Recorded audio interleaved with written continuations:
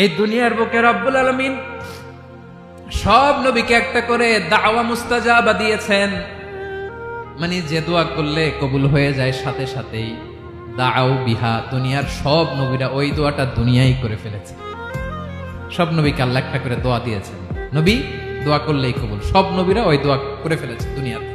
বিশ্বনবী বলেন আমি করি নাই।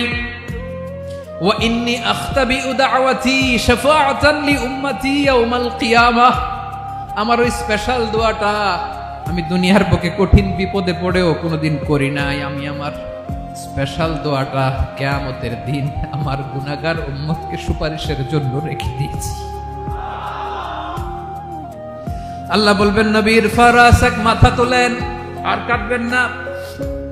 বিশ্বনবী মাথা তুলবেন, আল্লাহ বলবেন সাল তো, আপনি যা চাবেন তাই দেব। ওয়াশফা তুশাফা, সুপারিশ করেন, সুপারিশ কবুল করব।